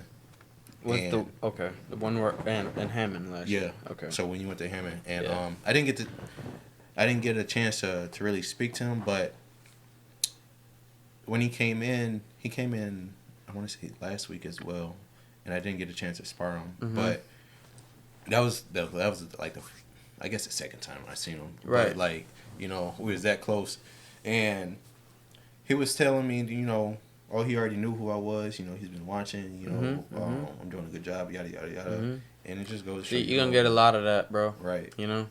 I asked Coach Danny. I was like, I'm a good fighter. Like, right. You know, like, could you hear, like, I'm always been my biggest critic, and I'm not the person to ever get too big of myself. Right. But it's like, you know, when 2 and 3 say the same thing, you know, yeah, you got to be for a reason. Yeah. No, bro, I kept from telling you this because I thought it was too early it was too early on. This is why this is a good Right. platform for me to gotta tell have you. people. You gotta have the right people around you to protect you from yourself. You know Yeah, what I'm saying? but I was at APFC in Hammond. When was this? August, September, maybe November. I don't know. I was at APFC, and somebody walked up to me and asked me about you. Really? Yeah, hell yeah, bro. I didn't tell you this. I don't be you know what I'm saying? Right. But somebody walked to me, asked me about you. It was a kid. It was a guy. It was your weight. Really? He's in your weight class. Yeah. But a dude that I have a good relationship with him because he's from CFT, and I don't know any of these gyms. yeah. He's from Chicago Fight Team, and he's good. I like his skills. He's good. Like I'm really impressed with him, and he's really impressed with me. We just don't go to the same gym. We don't, So we'll give each other hard times. Like we bet $100 on Chris's fight because Chris fought a dude from he fought Mo Malley. I mean, we fought a guy from there, right? Yeah, you whooped his ass, and Chris subbed him right away. So no, we bet 100 push-ups, not $100. My fault. And he's doing 100 push-ups shit. But he walked up to me. He's like, so like we give each other hard times. When we see like, man, y'all ass been getting y'all ass whipped recently, or he'll be on my ass like, what's up, champ? I see your boy. But so he walked up to me. He's like, what's up, champ? And that's how I know what's going on. Right. Because I don't have to, like, if somebody comes up and tell me, that's what's going on. Like, I don't have to, like that's what's going on at MMA stuff. That's who the guy is at that time. If somebody's walking up to me and asking. And he walked up to me and he's like, what's up, champ? Man, I'm going to do my 100 push-ups, but I see Trey. I see your boy Trey. I say, oh, you know Trey? He said, yeah, man, he been doing his shit. He up there, this and that. We gonna see each other down the line. I'm like, yeah, blah, blah, blah, this and that.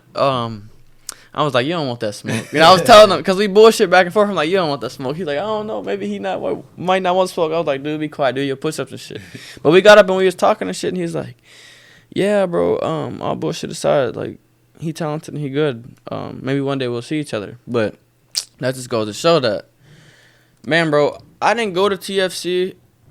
You wasn't fighting that night. I went to a whole different card, a whole different place, a whole different venue, and somebody asked me about you. And you don't even know this dude. Hell no. Never seen him. But he told knows me you. his He Right. knows you. I'll tell you after the pod. I ain't finna give you no clout. But but we were talking and shit, and but he knew you. So I was like, that's dope as hell. Cause like the first time you feel something shit like, that's like the reason we do this. Like I was 18 years old after my first fight, and I was weighing at the weigh-ins to my second fight, and some dude walks up to me and was like, I know you. You gonna be the youngest UFC champion ever. I mean, I didn't become that, but just for somebody to tell me that, like, you're a fucking killer. I seen your first fight. I've been following you since you were young. Right. Man, I can't wait to see you fight tomorrow. And he's just like, bro, changed my whole fucking mentality of who I was though. Man.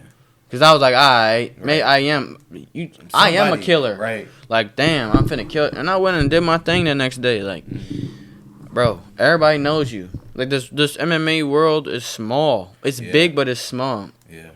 Like, once you get to 2-3-0, like, I don't care if you're pro, ami, anything. Once you start rattling off wins and people start seeing your names on cards and seeing your hand gets raised twice in a year, 3 times in a year, shit like that, they have to take notice, bro. Right. And I guarantee everybody your weight in Illinois, ami or pro, knows you or knows about you. That's just how it is. Yeah, so I was talking to Coach Danny. We had a Zoom meeting.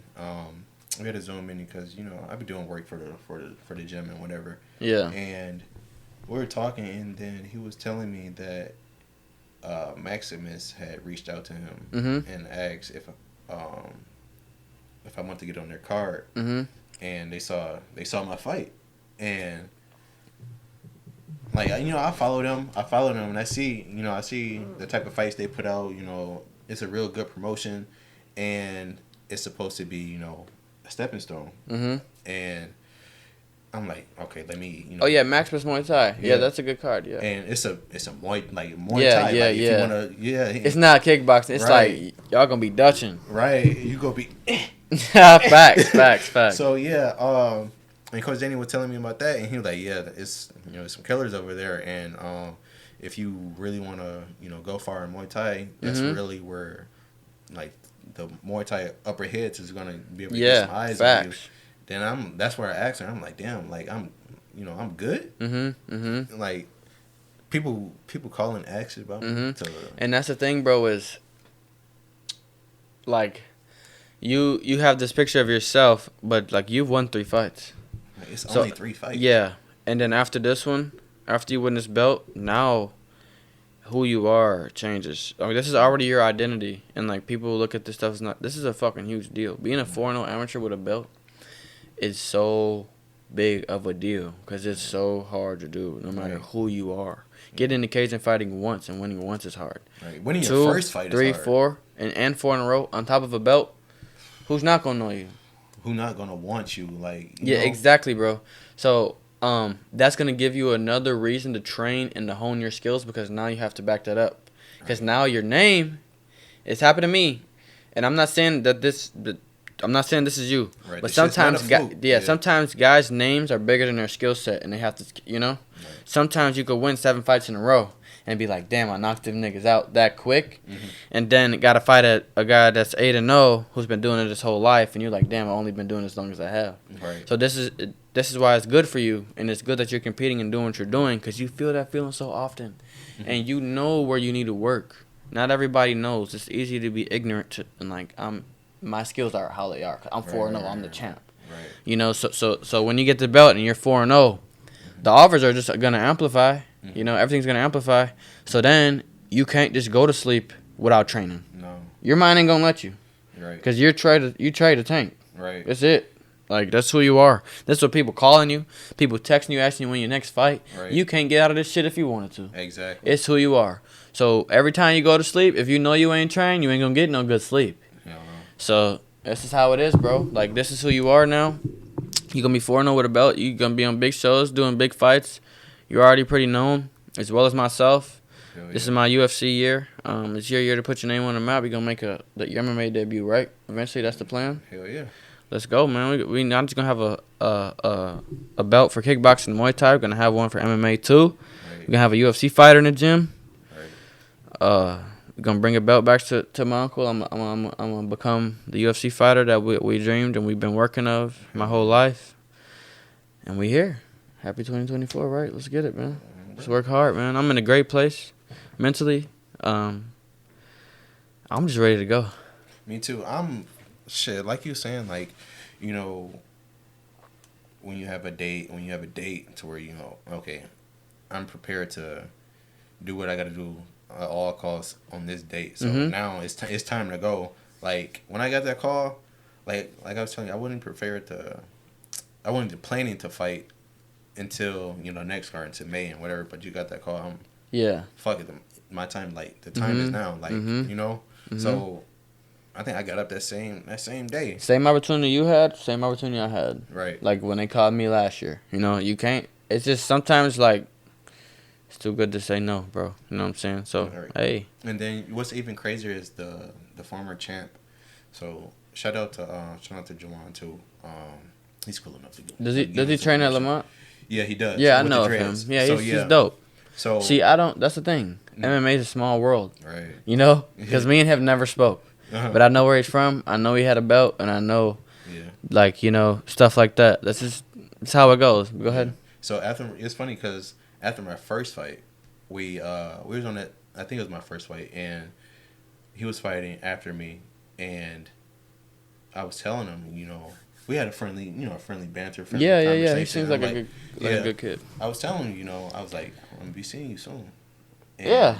So I like that, bro. Yeah. I like this, bro. I love that. Like Like, I could shit talk, but we could be like, we ain't gonna come to blows right here. Right, like no. like the dude from CFT. Yeah. See him all the time. Like y'all been getting worked. And it's like, I'm gonna respect you as a champ. You got your belt and shit like that. And I gotta pay my dues, working my way up. But I ain't no telling how soon it's gonna be. So what's up with that? He lost it. So he did lose. It was a close fight and whatever. And he was supposed to rematch. You're fighting the guy that beat him. Yeah, so I'm fighting the guy that beat him. Okay. And he was supposed to rematch him, but some stuff was going on with him. So unfortunately, he isn't able to fight. And that's why you stepped in. That's how I stepped in. And did you watch the fight? Yeah, I did. And I'm sending it to you. And yeah, he reached out to me, and he was basically rooting for me. Mm-hmm. You know what I'm saying? Mm-hmm. He was saying that he told me I deserve it more than anybody right now. He's like, That's a fact. He's been watching me put in the work. You know, he's been impressed with, you know, my growth as a fighter, and he was like, I'm gonna definitely put in the word to, you know, to Joe to let him know that, you know, he thinks that I should be next up, you know, for this title shot. And then 2 days later, Joe reached out. And you've So, been shout out to him for being a man of his yeah. word. Shout out Joe for sure. Joe's a good guy. I love Right. Joe. My whole little first few fights were with Joe. He's a great guy, and he pays Emmys, which is dope as fuck. Right. Like not like show to win. So I ain't trying to get him in trouble. But the ticket sales and Right. stuff, he does. He Yeah. looks out. Joe's a great guy. I had some shit I was supposed to say. I had some shit loaded, but I forgot. It's okay. But yeah, man, that was, you know, I appreciate that, you know, and that's coming from a champion, you know, give him all credit to, you know, even though he lost the belt, but he was still a champion. For Oh, what I X was gonna amount of say. time. Sorry for cutting you off. What I was gonna say is, Before you forget. yeah, it's credit to you.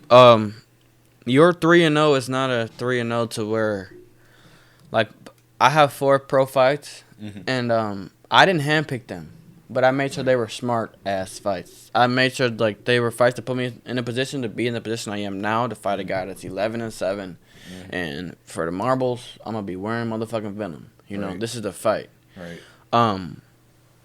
Your 3-0 was like, I don't know this motherfucker. He don't know me.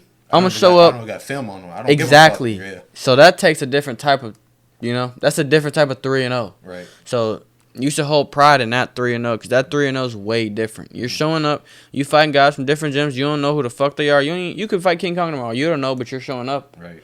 So that should be rewarded. Like he was right when he told you that. Like you ain't go and been like, who am I fighting? Send me his Facebook. Right. Let me look at him. Right. He thought it 1-2 kind of sharp. I'm good. Can I fight him instead? Like, nah. You're like, let's go. Right. You know? You could ask Coach Danny, like, I'm telling you, like, even my last fight, he was, you know, he was telling me, he was like, yeah, you know, he's pretty good. I don't give a fuck. You know what I'm saying? Exactly. Exactly. Like, he hasn't beat me yet. You know what I'm saying? Like, it is. Nobody has. Right. So as far as we're concerned, you the GOAT. You gotta look at yourself like that. Exactly. 100%, bro. And you got to have that mindset, you know, like, especially whatever field you're in. You don't even got to be a fighter. Like, you can be a fucking photographer like me. I know other photographers that's older than me, that got more clients than me, that's, you know, people go to them, they don't go to me. I don't give a fuck. Right. That don't mean that I'm not good. Right. But just like I was saying, like, you a dog, I'm a dog. And that don't, I mean, like, at the end of the day, we're both dogs. You know what I'm saying? You got more experience than me, but look at it, we're both undefeated. Yeah, You know what I'm 100%. saying? Yeah. So- Facts. Yeah. That's it's the name of the game, man. I like that. I like that exciting shit. You know what I'm saying? I like that danger. Like, that's what gets Me me too. off the fucking couch Me too. up in the morning. You know what I'm Bro, saying? when I was young, when I was like coming up as an Emmy, that's what got me too. Right. Like I fought 3 times in like 2.5 months when I was 18. It's because, but where I made my mistake was down the line. What I was doing got me my name now. Like Right. fighting frequently, not like fighting hot, ferocious, not caring about getting tired, not You don't none of have that. to do that no more. And then once I grew my name, I started to fucking protect that and not fighting as often and not fighting how I should be fighting because I want to keep winning and I want to keep building off my name. And now I have a family, so now I have to fight safe and take safe fights. But I mean, that's a mentality, bro. Like that's the best mentality. That's the mentality that I have adopted again in 2024. Like, let's go, bro. Like the world ain't gonna wait on you, motherfucker. You know what I'm saying? So Right. hey, we gotta go take what's ours. Opportunities come and go. And you either rise to the occasion or you don't. You know, you either rise to the occasion or you're gonna shit the bed. You know what I'm saying? So I'm gonna show up. And I'm a big believer in this. I don't want to stir no pots, but I mean, I know guys who like go to mental coaches and shit. Okay, that's cool, but if you can't figure that shit out in the cage, Right. it's gonna be hard for you to ever figure it out. Right. You know what I'm saying? Like, if you have fought once and you know you have the ability to perform, you're fine. And then you had 3 shitty performances or shit, okay. But if you get in the cage and your first time in the cage, you can't perform, it's gonna be hard to ever get that back. Right. And to find out that you're a performer is one of the best feelings ever. Right. One of the best, and you have it, and I have it too. Yeah. And you're either one or the other. You ain't. There's no in between. Yeah. This is you can't play fighting. Yeah, and some people might disagree. Maybe I'm wrong. It's just how I think. Cause I've seen guys get in that cage, and I know they way better than what the fuck they just showed me. Right. I don't know. You either got it or you don't. You're either able to perform or you're not. You know what I'm saying? Yeah, and it's some people. I forgot. I know Floyd. I know Floyd and Mike Tyson. They were telling the story about two different fighters, and I think Mike Tyson was talking about a Mexican fighter. I forgot the name, but he was saying he was a type of fighter that fought above his skill level. You know what I mean? Yeah, that's the type of guys that's up my alley. Right. I think that's the type of person that I want to be, because bro, I fucking spar Rob the Destroyer. Yeah. Like, if people, if you don't know who Rob the Destroyer is, please Google. I think he's his got 100 record. professional fights, maybe. Right, and he's still collecting on. belts like Infinity Stones. Yes. Hits like a truck, and I just remember like the first time I sparred him, he was getting ready for a fight, another world title fight. Right. And this is when I still didn't know shit, Mm-hmm. and my technique was still terrible, all type of stuff. Got in there, got my ass beat a couple times, Yeah. and then like I didn't shy away, like, from then going in there and being scared, like, and it's okay to admit when you scared, you know what I'm saying? Yeah, hell So- yeah. Scared just means sharp. It's another Right. word for sharp. Right. And then from then to, all right, this round just ended. Let me make my way to the fucking cage to spar his ass. Like, I'm waiting on him. Like, he's getting his rest, squatting down and whatever. I'm in that bitch ready. You know what I'm saying? Exactly. I know it's going to, I already know what to expect. I know I'm looking danger in the eye. You know what I'm Yeah, saying? yeah. I'm either going to sink or swim. I'm going to figure this shit out. It's a healthy fear, bro. It's like, Right. yeah, it's an addiction thing. Like, to just throw yourself in some, like, it's possibly dangerous ass waters, but then you get out of it. Right. You It's feel like- unstoppable. Like, You do. when you take fear out of the equation, like in anything that you do, when you take fear out of the equation, like, you're unstoppable. Yeah, that's what Connor said. I was watching a documentary on him one time. He's like, I fell in love with going to the gym and doing something that was so fucking hard and that people looked unconquerable and something that I was afraid to do. Right. And I did it every day and conquered it every day. I became addicted to that feeling and doing that. And then all of a sudden, I'm one of the best in the world because you're doing that every day. Mm-hmm. So that's dope, Mm-hmm. And I think that's why John Jones is at the level he is, because he fought killers. Mm-hmm. Shogun, Rampage, Machida. Mm-hmm. Who the fuck am I missing? And I think John's ego helped him a lot too. Right. You gotta have something about you. He Yeah. has that switch, that conqueror, like, that I am the baddest. Like, you can hear him say it, like, I'm the baddest person on the planet. And when he gets in the ring, he turns it on. He isn't the best. He isn't even a black belt. Yeah, and what makes him extremely dangerous is he knows how to control his emotions inside the cage. Right. And he knows what works for him and his body type. Mm-hmm. And if something goes left, he can adjust. Because Right. this happened already 100 times in his head. Because they've Right. went over it. And like I said, his ego. Like, John's a very, very smart dude, but sometimes he comes off as like an asshole because he's so, like, he could be arrogant. Yeah. But that's what makes him him. Yeah. People don't You know? understand. People are afraid, or they are uncomfortable with things they don't understand. You know what I'm saying? So, Yeah, like, and a lot of fighters are very technical. right. But John is technically trying to kill you. Right. He's not technically trying to win this fight. He's technically trying to kill you. Inflict It's not the most you harm against possible, him. yeah. It's your mindset, your mentality against his. Right. And that's when you start to wither down and you start that's when he starts to break you down Right. because he studied you so much. He's steps ahead of that one. That's his style. It's not mine. I don't like to do that, but it's him. He knows this is what he's gonna do, and he beats it. He knows this is what you're gonna do. He beats you there. And he beats people at their own game. Like I Yep. said, he's not even a black belt. But look out the vicious submissions that he does Mhm. have, Mhm. and you know he's submitting grapplers. He's outstriking strikers, and you know Absolutely. he's putting it together.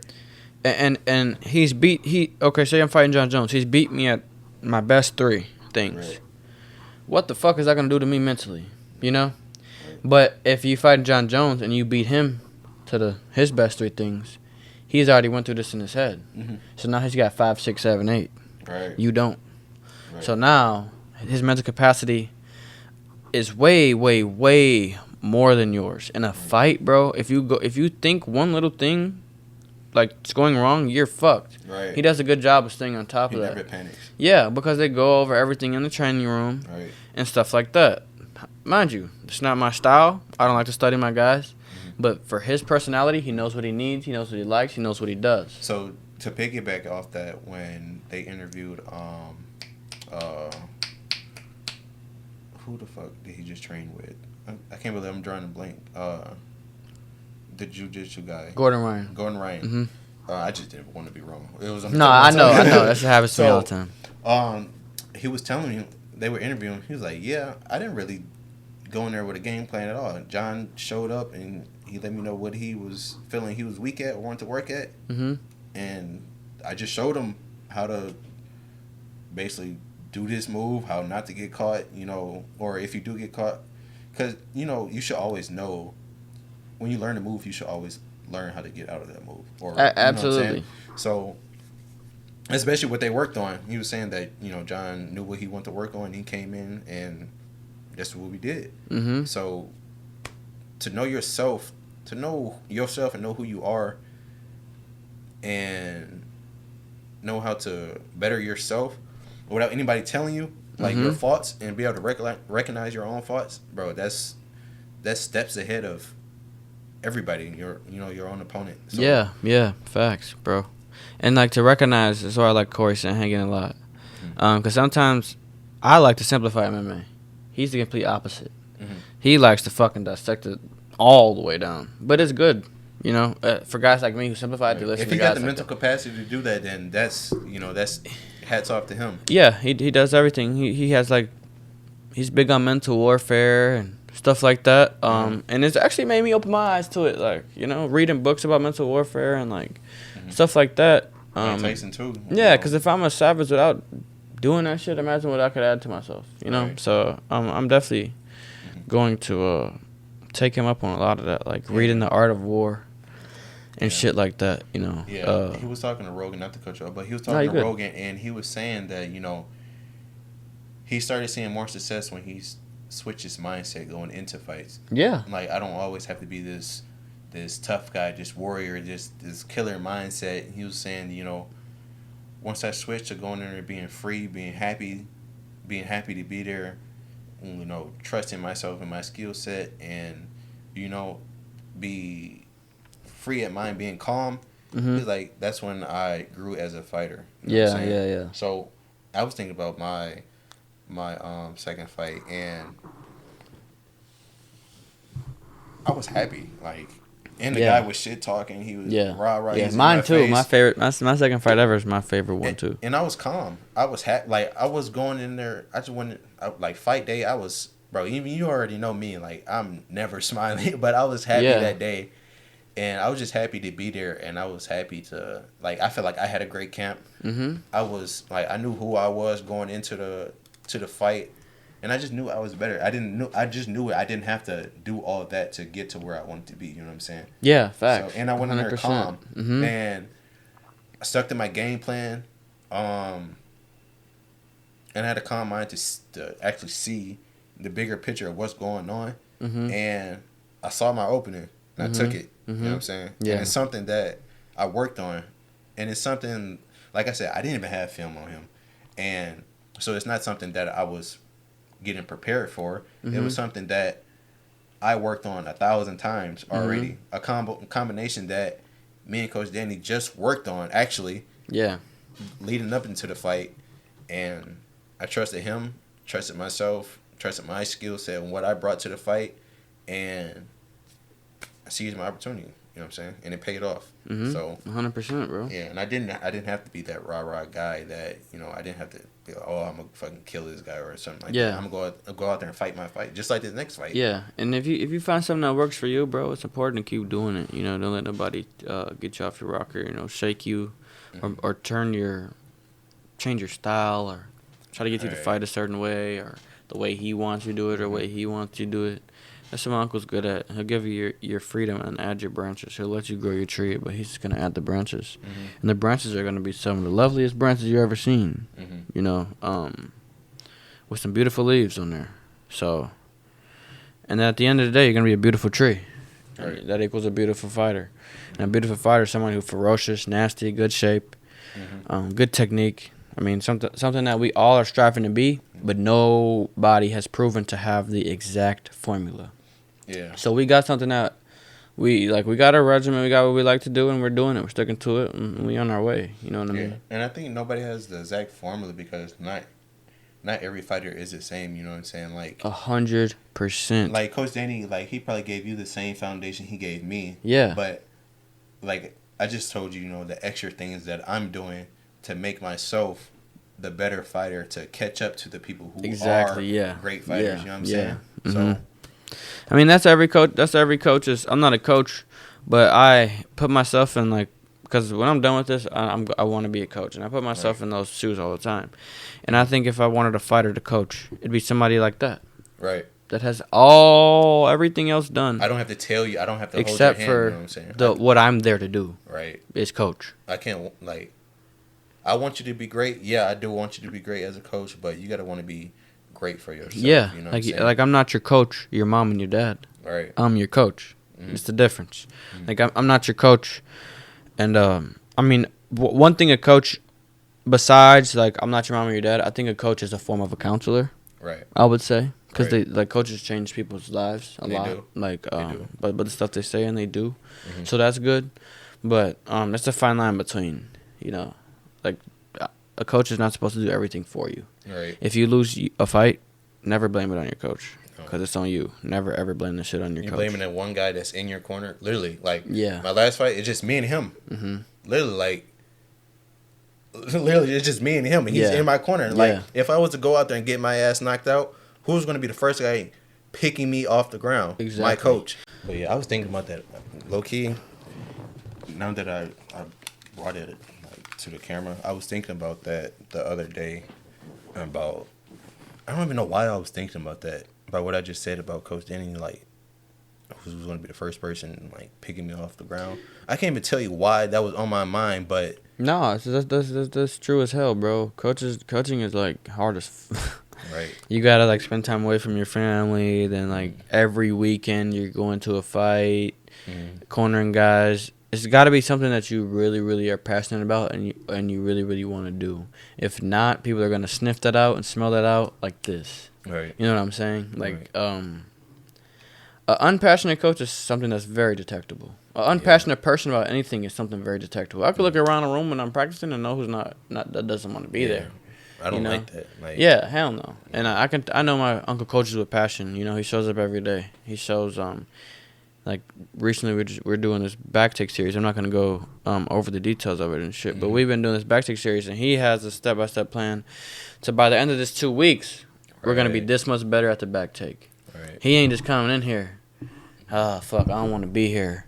Let's start this fucking armbar again and get y'all ass out. Right. You know? It's like, it's everything. Just throw some shit together, yeah. Exactly. And that says a lot about him as a person, you know? That says a lot about anyone that shows that much passion in coaching, because it's hard as hell.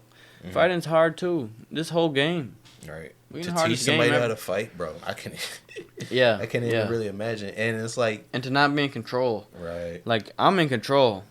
I'm my own game player. Right. To be a coach, you're never in control. You're just only in control as much as your student athlete allows you to be. You know what I'm saying? Or your athlete wants you to be. And then that's rough, but yeah. Yeah.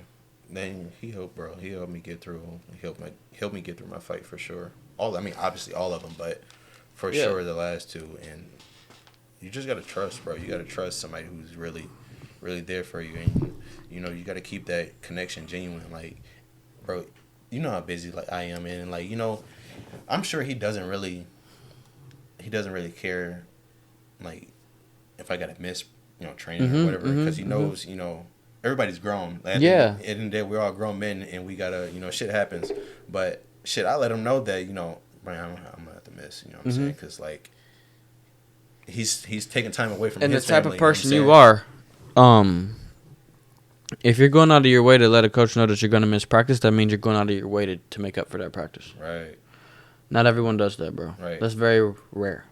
Like, literally, you got to think about that. If you're going out of your way to message a coach, hey, coach, I'm not going to be there today, that means that you're acknowledging you're not going to be there, and you know that you're missing that amount of work. Yeah, I'm missing. And yeah, you to know, get better, yeah. Yeah, and if he says it's okay, that means that he trusts you to put in that work that you guys missed, and that's a good relationship. Right. You know what I'm saying? That means that he's trusting you to do it on your own, because of what type of person you are, because you messaged him. Right. Because somebody who, look, honestly, bro, somebody who didn't go to that practice, that same practice you missed, and didn't text him, didn't do the extra work. No. Because they didn't. Out there, they out there missing it for their own And selfish reason. and how does he know if you did the extra work or not? You didn't get a hold of him.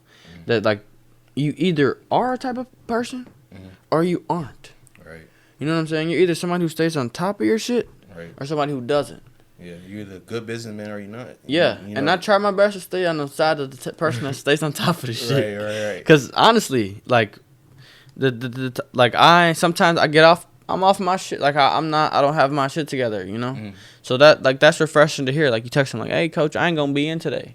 Right. Like that's dope as fuck. And it's crazy because we bump into each other at the gym, and he see me going there to work. You know what I'm saying? To work, to run, to get ready. Yeah. To get ready to where At MMA Stop or Vasa? At Vasa. Right. So this Vasa is completely separate from MMA Stop. Right. This is my extra work. Yeah. So this is where I'm getting in. So that's why when you message him, he's cool. Cool. Cause he knows, Right. But if you don't show up and you don't message him, and he got a hey bud, where you been? Yeah. You know what I'm saying? Especially if you got some shit coming up. And honestly, bro, this is what I was gonna say. Honestly, somebody who knows they're gonna miss, say you're gonna miss at 6, so you train already at 2. Right. So you message him, hey coach, I ain't gonna be there. I trained already. If you didn't do that, you wouldn't message him. You know what I'm saying? If you know that you ain't gonna make up for that day, you wouldn't message them. Right. Like that's just how it is. I mean, maybe it's a rare occasion that okay, I forgot to message him. But you know it's 6 o'clock, motherfucker. Right. You know you ain't where you ain't supposed to be. Right. You know he's looking for you. Right. Why you ain't? And I've made that mistake too. Like I've been doing this shit for fucking 20 years, so I know what to do and not to do, and how people interpret and how people don't interpret. Because I've seen guys be like, a spade at this point, and hell yeah. And I've seen guys like, hey D, I'm gonna come get you ready. I'm gonna come train with you. And then they don't text me that they ain't, they don't. This is just fucking send off. One time. Yeah, and that's like disappointing as hell, bro. It's just stupid. So for you to text my uncle, that's dope as hell. And like tell him, because like every coach's dream is to have an athlete like you. Right. That want to learn, that want to get better. You know what I'm saying? Yeah. I'm pretty sure that get him off the fucking couch. Not him planting a seed, growing your tree. Right. You help grow it too. And once you get to the tree, without him giving you your branches or adding the beautiful leaves that we've been talking about, you just think that you're a full motherfucking tree and you got the branches, you got the leaves, and somebody's gonna motherfucking come and sit under you and use you for shade. Right. No, we ain't. Right. Cause you ain't. You think that you're something that you're not. You learn a few moves and you jump the gun and you think that this is who I am and this is what I want to do. Right. And this guy ain't my coach no more. Well, this guy got you where the fuck you at. Right. So stick with it. You know what I mean? Like I train at MMA Stop, and over the course of time, I became a big fish in a small pond. Not my uncle's fault.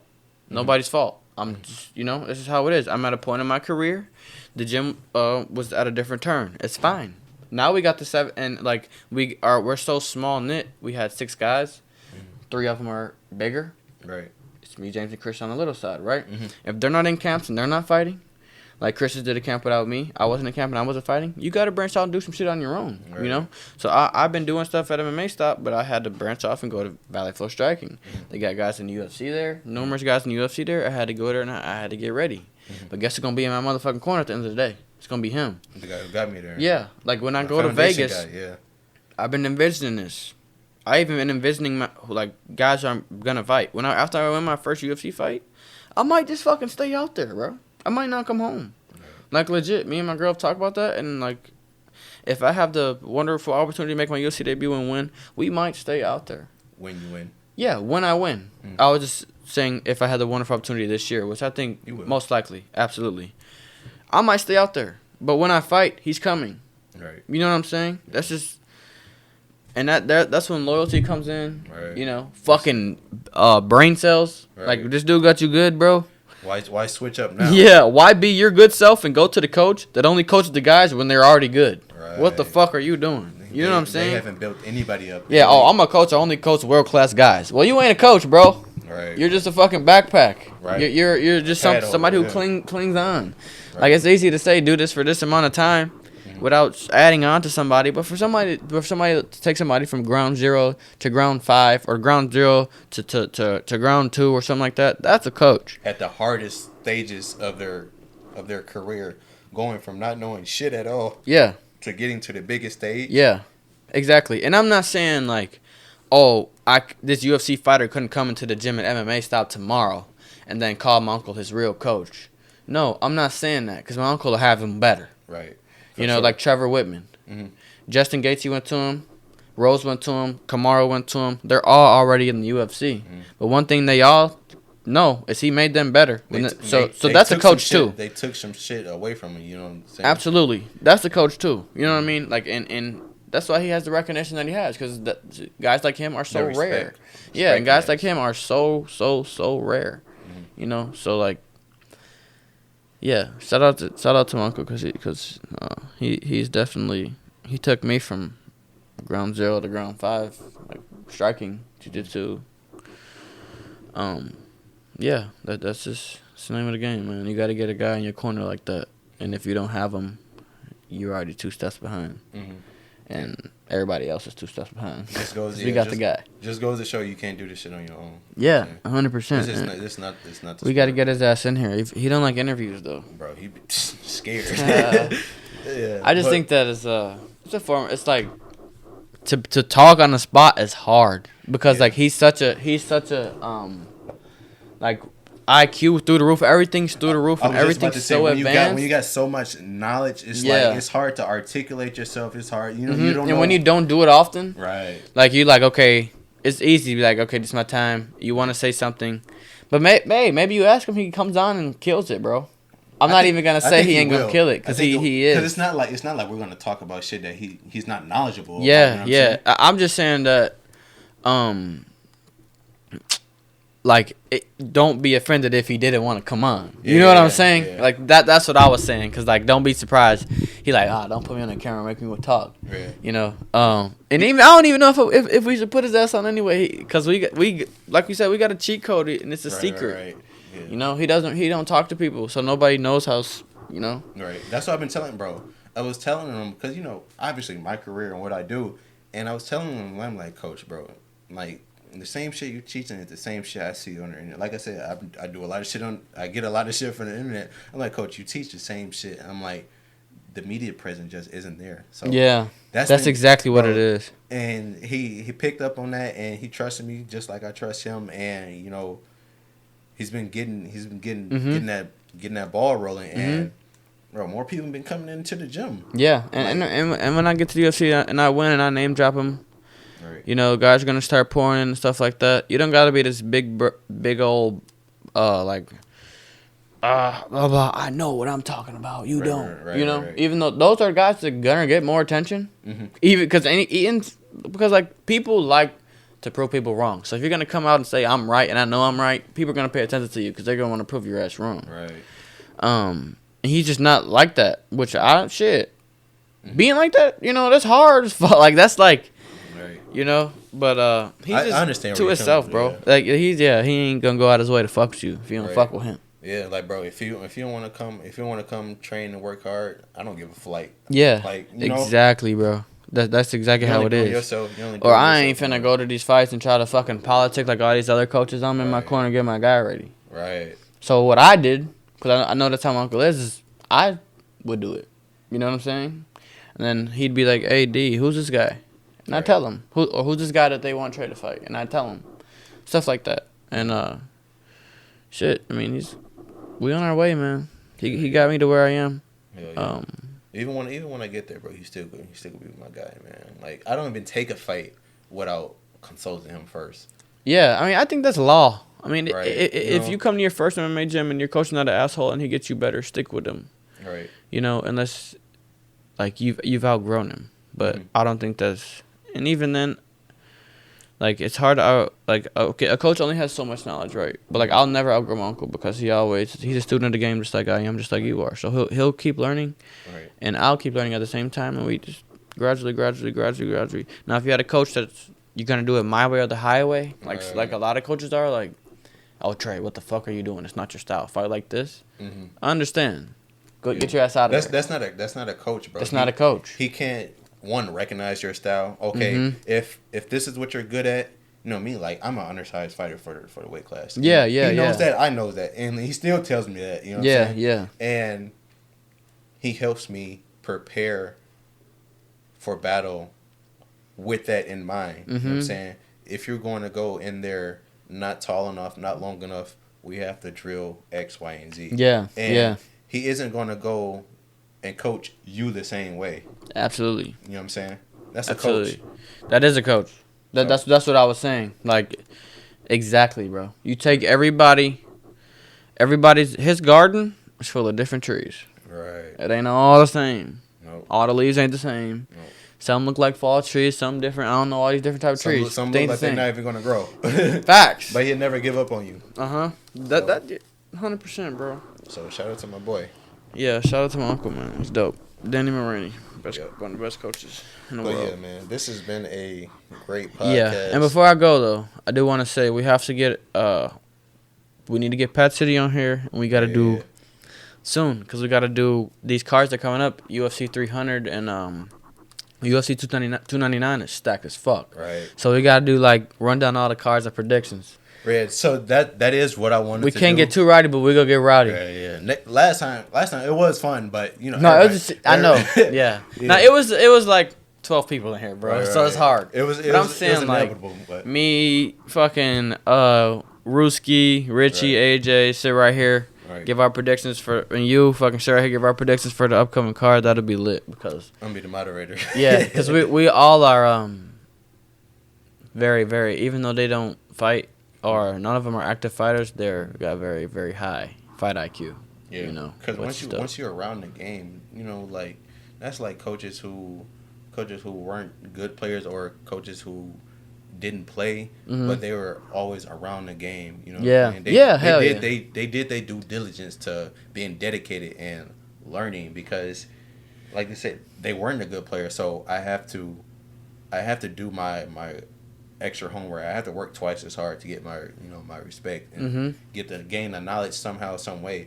So once you're around that, like greatness rubs off. You know what I'm saying? Hell yeah. Greatness rubs off. That's why I fight with fucking killers, heavyweights. You know, people who's been there before, and like you learn through your mistakes, and when those type of people care about you, they then pay it forward. You know what I'm saying? Yeah, so, for sure. Yeah, that's why like when I spar with the better people and whatever, I ask them, how was it? How was that round? What did you see? You know what I'm saying? I want to know that. Don't tell me be like when someone comes to you like that, and it doesn't even have to pertain to fighting. When someone comes to you, and they can be like, I can be like, BK, let me ask you something, and please let me know if I was wrong. And you don't let me know if I was wrong, you're not doing you're not really in my corner or doing me any favors, justice. Yeah, at all. So you're not helping me grow as a person, as a fighter, as a human being. So, man, like I expect to hear the worst. I expect to hear some negative shit. You know what I'm saying? That's what I want to hear. That's what I'm coming to you for, so I can get better. Yeah, hell yeah, bro. So, facts. Yeah, that's a good point. If you don't take anything away from this podcast, take that and apply that to your life. That's really applicable to everyday situations. So, yeah. 100. But yeah, this was a great pod. Yes, sir. Thanks for having me, man. Yeah, it's been a minute since the last one that we did.